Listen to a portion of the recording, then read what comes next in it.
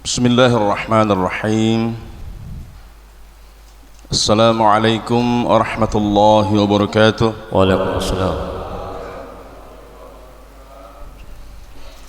Alhamdulillahi rabbil alamin.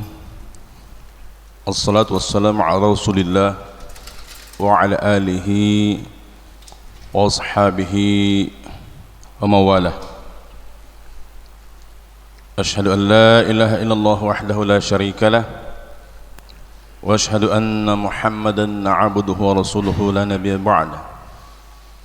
Allahumma fassalli wa sallim wa barik ala sayyidina maulana Muhammadin wa ala alihi wa ashabihi ajma'in. Wa ba'd.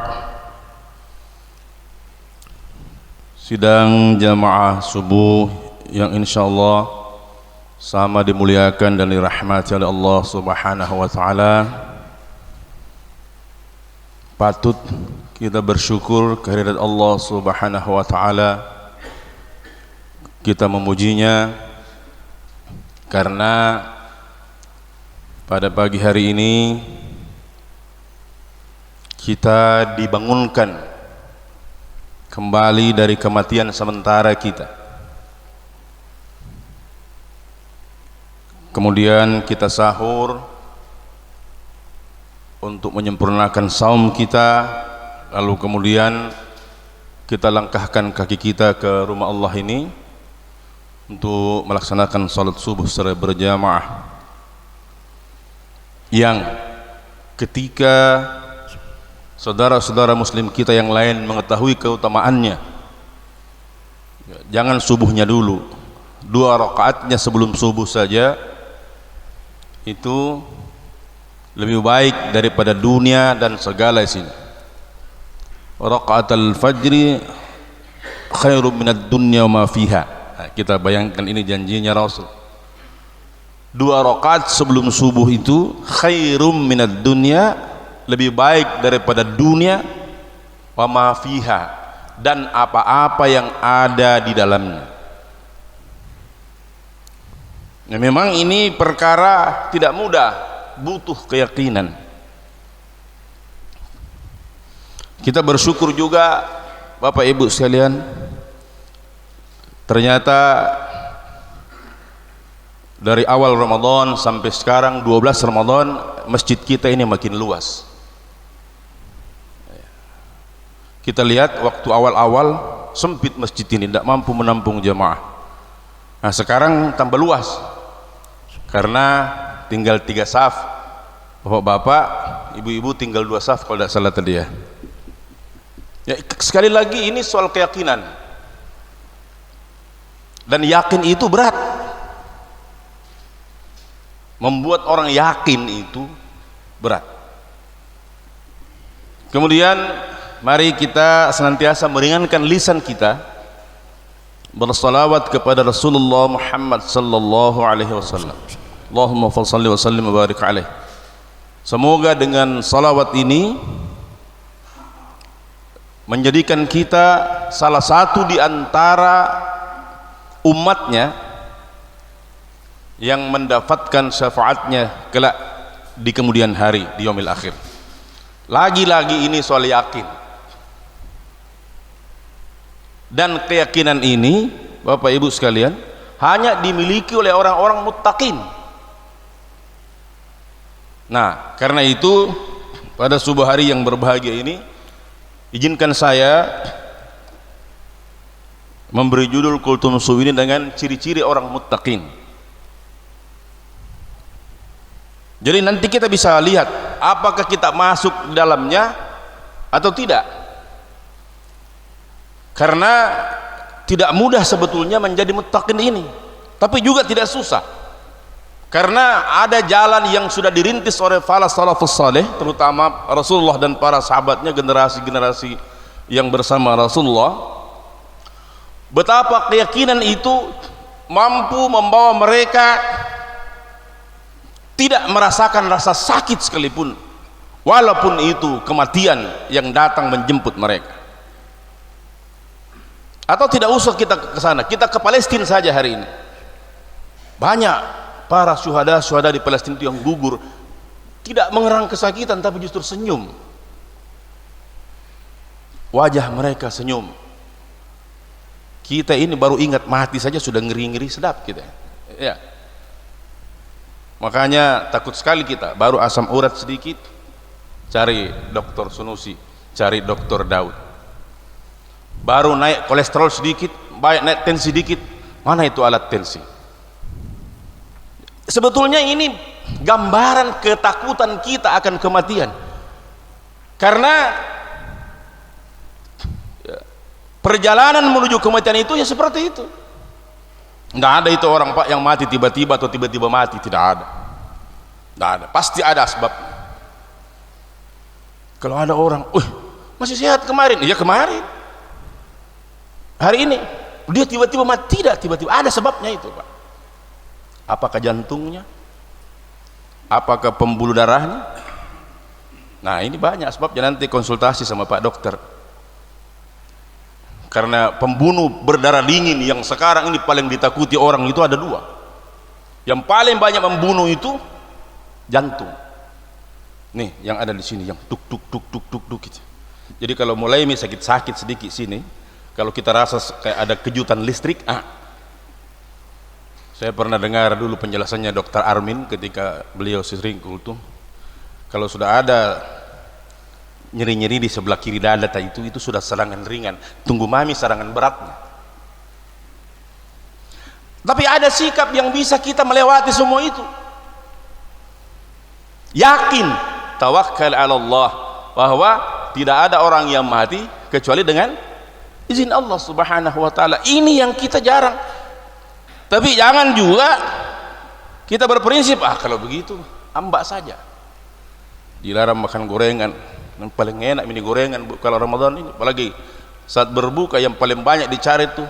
Saya bertiga itu di situ dekat tiang, Pak Ponto, Pak Haji Joko sama saya perhatikan, dan juga jemaah yang di depan saya, rata-rata setelah kurma, karena sunnah berbuka dengan kurma 3 biji, itu yang dijapu itu yang ada pedis-pedisnya. Yang berpasangan dengan pedis-pedis itu apa? Jalkot sama lumpia, kadang-kadang tambah panada. Makanya nih ibu-ibu banyak-banyak bawa jalkot sama panada sama lumpia. Ternyata ini banyak peminatnya. Cendol lain menyingkir nih, karena saya belum pernah temukan cendol. Tapi baik ibu bapak sekalian, kita bahas ini apa ciri-cirinya orang disebut muttaqin. Nah ini kalau kita sering tadabbur, bukan sekedar iqra Quran tapi tadabburul Quran, ini bisa ditemukan paling tidak di surah Al-Baqarah ayat 2 dan 3, kemudian suratul Imran ayat 134, 133, 134. Ayat ini sering dibaca Pak Imam, apalagi kalau tarawih malam pertama itu ya lazim di seluruh dunia mereka memulainya dengan membaca surah Al-Baqarah ayat 1, 2, 3 dan seterusnya. A'udzu billahi minasyaitonir rajim. Dzalik alif lam mim dzalikal kitabu la raiba fihi hudal lil muttaqin alladzina yu'minuna bil ghaibi wa yuqimuna as-salata wa mimma razaqnahum yunfiqun walladzina yu'minuna bima unzila ilaika wa ma unzila min qablik wa bil akhirati yuqinun. Nah, dzalikal kitabu la raiba fihi, kitab Al-Quran itu tidak ada keraguan-keraguan di dalamnya. Hudal lil muttaqin, petunjuk bagi mereka yang bertakwa. Apa definisinya sebetulnya muttaqin ini? Menurut jumhur, ya kalau kita bilang ada orang ceramah dia bilang jumhur, berarti itu kebanyakan jumhur ulama, kebanyakan dari para ulama berpendapat. Beda kalau dibilang ijma. Kalau ijma itu dia menjadi kesepakatan ulama dan itu menjadi hukum. Nah, definisi muttaqin itu adalah orang yang senantiasa merasa diawasi oleh Allah Subhanahu wa taala, lalu kemudian dia takut berbuat maksiat. Jadi ada prinsip satu dalam hatinya, muraqabatullah, merasa selalu di dalam pengawasan Allah Subhanahu wa taala, sehingga dia takut bermaksiat, takut menerima resiko maksiat. Definisi berikutnya adalah orang yang memiliki ketahanan diri untuk menjaga lisan, menjaga perbuatannya dari maksiat kepada Allah Subhanahu wa taala karena pemahamannya terhadap agamanya. Jadi untuk menjadi orang takwa, muttaqin, tidak bisa tidak, kita mesti faham ini, faham agama. Karena itu mesti kita faham Al-Quran. Karena itu pada ceramah tarawih yang lalu saya sampaikan bahwa rugi kita, Bu, Pak sekalian, kalau kita ini mengarungi dunia ini tanpa punya panduan. Panduan kita umat Islam Al-Quran dan sunnah Rasulullah. Taraktu fikum amrayni lan tadillu abada ma in tamassaktum bihima kitab Allah wa sunnah. Kutinggalkan kepada kalian dua perkara. Ini sebetulnya kalau yang suka berdakwah hindari sebetulnya gunakan kalimat perkara ini, Pak. Karena ini kalau kita bicara perkara kepada, maaf, saudara kita etnis Tionghoa, terutama yang masih kafir, wah itu bilang perkara ini berat. Dia bilang satu perkara saja di pengadilan habis-habisan saya punya duit. Apalagi kalau dua, apalagi kalau tiga. Jadi dakwah jangan bilang perkara, karena perkara ini urusannya dengan pengadilan katanya, urusan dengan polisi. Dan kalau urusan sama polisi, ayah maafi fulus, mampus, maafi fulus, itu prinsipnya aling abalin, maafi fulus, mampus, tidak ada duit, tidak ada fulus, mampus. Jadi untuk melahirkan ketahanan diri menghindari maksiat, maka kita mesti paham terhadap agama ini. Syaratnya menjadi muttaqin pertama adalah walladzina yu'minuna bil ghaib. Kita percaya akan hal-hal yang gaib. Allah gaib, malaikat gaib, iblis gaib. Nah, cuma percaya kepada iblis tidak berarti mesti kita taat kepadanya. Kita tahu bahwa dia ada walaupun dia tidak kelihatan. Nah, ada juga iblis yang kelihatan. Itu dijelaskan di Quran, iblis yang kelihatan itu ya kita-kita ini. Karena kita punya potensi dua, Pak. Kita bisa potensi lebih hebat dari malaikat kalau kita rajin sujudnya. Tapi kita bisa lebih hebat juga dari iblis kalau kita rajin maksiat. Dan maksiat dalam puasa itu paling hebat, Pak. Lah ada orang tahu kalau kita puasa. Coba, mau kaya, mau miskin, mau kuat, mau lemah. Ini ibadah yang tidak bisa kita ria, sulit kita ria, Pak. Kalau sedekah bisa kita ria. Sekecil apapun sedekah itu kalau tidak hati-hati kena ria. Ini panitia sudah mengantarkan amplop Ramadan, ditulis di situ hamba Allah, tapi alamat rumahnya Jalan Palapa 2 nomor 50C. Bukan ikhlas itu, Pak. Tidak ada namanya, tapi alamat rumah tak jelas, artinya si yang tahu di situ, yang tinggal di situ siapa. Tapi puasa, Pak, biasa sudah makan besar di rumah baru datang kita masih pura-pura lapar. Hebat, ditanya lagi puasa, coba susah kita riak, Pak. Sholat bisa dibagus-bagusin, Pak, dari rumah sudah pakai baju koko, gamis lagi, sorban melilit, di sini hitam, diangkat di atas mata kaki pertengahan lutut, Allah, takbirnya luar biasa hebat. Tapi itu di masjid, di rumah lain lagi. Jadi mesti percaya dulu kepada yang gaib. Yang kedua, wa yuqimunas salata, menegakkan salat. Jadi bukan mendirikan, menegakkan. Jadi himbauan, panggilan ke muazin itu kalau dia sudah selesai azan, qad qamatis shalah, sungguh telah ditegakkan salat. Menegakkan itu artinya rukun-rukunnya, syarat rukunnya terpenuhi, kemudian implementasinya setelah salat. Nah, kalau sholat, Pak, jangan tutup mata, tak. Karena kalau panjang-panjang bacanya imam itu biasa lari kemana-mana, itu ada di mall sekarang, apalagi ibu-ibu ini sudah menjelang pertengahan Ramadan begini, bukan lagi tarawih keliling tapi mall keliling. Ya, kalau panjang-panjang banyak Pak Imam, kalau kita tutup mata, Allahu Akbar, tutup matanya. Nah, awalnya ini masih dengar bacaan Pak Imam, tapi begitu lewat 3-4 ayat lari kemana-mana. Tadi itu komporku sudah kumatikan belum? Masih banyak cuci piring, tidak ada bantu ke cuci piring sebentar ya. Nah, tegakkan salat dalam diri. Wa mimma razaqnahum yunfiqun, dan terhadap rezeki yang kami anugerahkan kepada mereka diinfakkan rezekinya. Nah, Bapak Ibu sekalian, panitia sekali lagi saya himbau, panitia sudah membagikan itu amplop. Ada 100 lebih amplop, 100 amplop yang kami bagikan, itu ada nomornya. Yang kembali sekarang ini kayaknya belum sampai 50. Tidak kupas saja Ki. Tapi saya berharap kalaupun tidak ada isinya tetap kita kembalikan, supaya saya dan Pak Bahar ini bisa kontrol. Kan tidak ada jenama mata, asal jangkit tulis nama mata situ hamba Allah baru tidak ada isinya, atau hamba Allah baru tidak ada isinya tapi situ ada alamat rumah mata. Mau parah itu, kembalikan saja kosong. Jadi kami tahu amplop di sini kok tidak ditahu siapa yang punya, tidak jinda. Ya.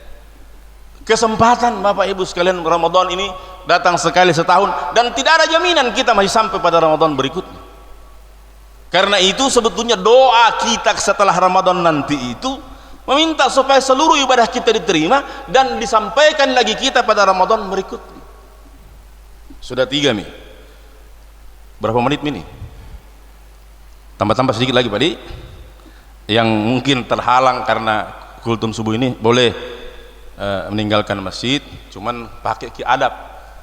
Kalau ada yang berbicara begini, diangkat tangannya, bisa begini, bisa begini, asal jangan halo. Nah, itu mengganggu konsentrasi. Kemudian kita balik ke surah Al-Imran yang sering dibaca Pak Imam, wasari'u ila maghfiratin min rabbikum wa jannah wa jannatin arduha as-samawati wal ardu uiddat lil muttaqin. Jadi ternyata surga itu memang disediakan buat orang-orang muttaqin. Makanya diperintahkan wasari'u ila maghfirah, tapi syaratnya maghfirah dulu. Bertaubat dulu, minta ampun dulu. Karena itu ya, kalau kita seret-seret rezekinya, ada yang masih anaknya belum dapat momongan sampai hari ini, istighfar kita, perbanyak istighfar, pagi 100, petang 100, tidak usah panjang-panjang, astagfirullah, astagfirullah, astagfirullah, tapi niatkan dulu, ya Allah saya niatkan istighfar, semoga dengan istighfar ini kau ampuni dosaku ya Allah, kau lapangkan rezekimu kepadaku, dan kau mudahkan aku dalam mendapatkan keturunan. Nah, itu. Ini ilmu lagi. Untung kita datang subuh ini, kalau tidak dapat, karena tidak dijual di sentral ini, apakah di mall tidak ada. Tidak ada di mall ini. Ya. Nah, apa itu lagi muttaqin di sini? Alladzina yunfiquna fis sarra'i wad dharra'i. Orang-orang yang menginfakkan rezekinya baik dalam keadaan dia lapang maupun dalam keadaan sempit. Jadi kalau kita mau tahu nikmatnya itu bersedekah Pak, ketika kita lagi bokek, pernah ndak yakin di kantong tinggal 50.000, tidak ada lagi uang di dompet, lagi bawa mobil ini cari penumpang, pikir-pikir kalau ban meletus ini sekali kerjaan ini 50.000, tapi ini tinggal 50.000, tapi kita berani ndak cabut itu uang ketika lihat orang miskin lewat setengah bapak-bapak tua, kasih, berkelahi Pak. Jiwa malaikat tak dengan jiwa syaitan tak berkelahi di dalam. Yang setan bilang, tolong ini 50.000 mami, nak kasih lagi. Yang malaikat bilang, kasih sebentar Allah gantikan lebih banyak. Kira-kira dalam pertarungan pergulatan seperti ini mana yang paling banyak menang? Jawab Pak, Ibu jawab. Di dalam pergulatan seperti kalau kita bokeh, siapa yang paling menang di sini? Siapa Pak? Nah, ternyata lebih banyak setan. Mudah-mudahan yang ngomong tadi bukan setan.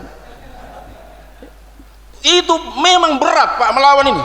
Saya juga begitu. Bohong itu kalau ada ulama orang pintar bilang sayap, mulutmu. Tapi hatimu, apalagi kalau tidak ada yang lihat, sendiri mami, berat Pak. Itu lagi kalau kita lapang, ada lagi iblis. Masa cuma 50.000, 1 juta gitu lihat kau sebelahmu ya. Masa dia miskin-miskin jadi 500.000 kau. Muncul sifat setannya lagi, ria. Tadinya dia mau bilang hamba Allah, tapi yang ke tetangganya sebut namanya, lah baco 1,5 juta. Padahal sebetulnya tidak apa-apa ji, memotivasi orang di sebelah juga untuk nyumbang. Tapi setelah itu istighfar banyak-banyak, astagfirullah ya Allah, astagfirullah, astagfirullah, astagfirullah, astagfirullah. Begitu terus. Karena Pak, ria itu penyakit yang paling sulit dilawan. Banyak orang ria, bisa ria karena rumahnya, karena mobilnya, karena sumbangan, macam-macam. Nah, wal kadhiminal ghaidh, ini yang paling berat lagi. Wal kadhiminal ghaidh, orang yang mampu menahan amarahnya. Marah terhadap istri, marah terhadap anak, marah terhadap teman. Coba, tapi hebatnya kalau kita mampu menahan itu amarah, dalam keadaan kita bisa marah, misalnya di rumah istri kita bisa marah, anak juga bisa kita marahi, tapi ketika kita bisa kendalikan, luar biasa. Makanya Rasulullah mengajarkan falyakul khairan au liyasmut. Ini ada yang kalau dia marah, seluruh dunia, kata-kata seluruh dunia keluar semua. Lebih baik berkata bagus atau diam. Jadi saya sekarang Bapak Ibu sekalian, kalau lagi marah-marah sama anak-anakku, saya diam saja. Tuh. Wal afina 'anin nas, ini memberi maaf kepada sesama manusia Pak. Waduh, ini tidak gampang. Sudah kita sakiti, baru kita ingat lagi kata-katanya ustaz. Paling enak itu beri maaf. Susah. Sama Fadi Mopi nasang ya, Fadi Mopi. Berat memang Pak. Siapa bisa habis dikata-katai, dimaki-maki baru dia datang minta maaf. Pasti kalimat yang pertama keluar, enakmu itu di. Sudah kau kasih begitu, baru kau minta maaf. Tapi coba kalau kita bilang, iya sebelum kita minta maaf sudah saya maafkan ki. Ini. Siapa yang biasa begitu di sini? Artinya tidak ada yang nyaut. Termasuk saya juga. Berat Pak. Siapa bilang gampang? Berat itu. Nah, kemudian yang berikutnya, walladzina idza fa'alu fahisha, dan orang-orang yang ketika mengerjakan keburukan, fahisha, au dzalamu anfusihim, atau dia berbuat zalim terhadap dirinya, fastaghfaru lidzunubihim, lalu dia meminta ampun kepada Allah atas kesalahan dan dosa-dosa yang dia lakukan. Inilah ciri menjadi orang muttaqin. Semoga puasa ini, Ramadan kali ini, menghantarkan kita menjadi orang-orang yang termasuk dalam kategori orang-orang muttaqin, sehingga nanti kita tinggalkan dunia ini Bapak Ibu sekalian, karena kita yakin bahwa kita akan mendatangi Allah. Coba saya tanya Ki, sering disampaikan yang ceramah, 2 kebahagiaan orang berpuasa. Apa itu? 2 kebahagiaan orang yang berpuasa. 1, ketika dia berbuka, dan yang kedua, ya, menjumpai Tuhannya. Percaya nggak kalau nanti kita bakal ketemu Tuhan? Percaya? Yakin Pak ya? Insyaallah. Nanti kebahagiaan paling tinggi di antara kita manusia ini ketika kita melihat wajah Allah Subhanahu wa taala. Zat yang kita sembah tiap hari ini, yang kita sujud, yang kita puasa, kita menyumbang, tidak kita lihat ini siapa ini Allah, sehingga debat di mana-mana tentang Allah. Tapi nanti kita akan lihat wajah Allah, kegembiraan yang luar biasa. Tapi jangan bayangkan sekarang Pak, jangan, kita tidak boleh membayang-bayangkan, itu tidak boleh, itu haram hukumnya. Yakin saja, buka surah Al-Qiyam, wujuhun yawma idzin nadhirah, pada hari itu wajah orang-orang mukmin ini, orang-orang muttaqin berseri-seri, ila rabbiha nadhirah. Beda sedikit, beda huruf dha dengan huruf Allah. Pada hari itu wajah mereka berseri-seri ila rabbiha nadhirah, ketika mereka melihat, Pak, di sini kata nadhara, ketika mereka melihat wajah Allah Subhanahu wa ta'ala yang kita sembah-sembah berpuluh-puluh tahun seumur hidup kita, lalu kita lihat wajahnya, kebahagiaan yang luar biasa.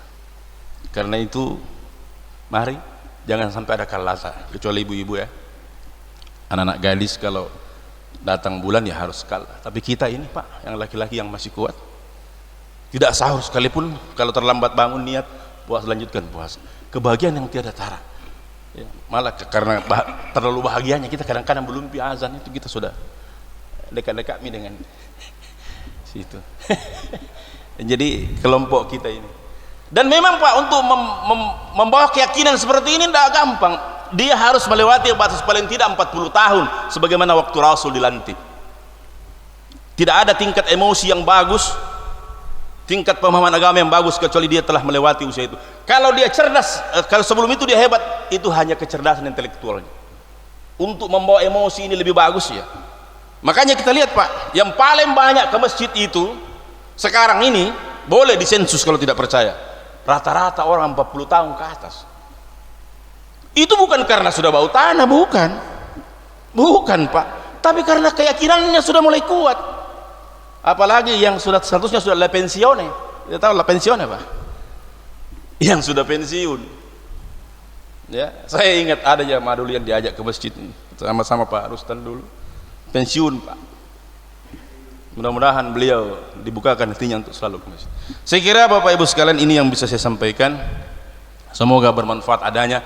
Mari kita saling memperingatkan, kita di sini semua bersaudara ya, jangan ada ghillan lil ladina, jangan hilangkan itu ada kedengkian dalam hati kita, kebencian terhadap saudara kita, sehebat apapun itu. Mari kita latih diri kita, mari dengan bantuan Pak Imam dan kita semua di sini, ayo. Saya kira demikian. Astaghfirullahaladzim, astaghfirullahaladzim, astaghfirullahaladzim wa atubu ilaih. Assalamualaikum warahmatullahi wabarakatuh. Waalaikumsalam.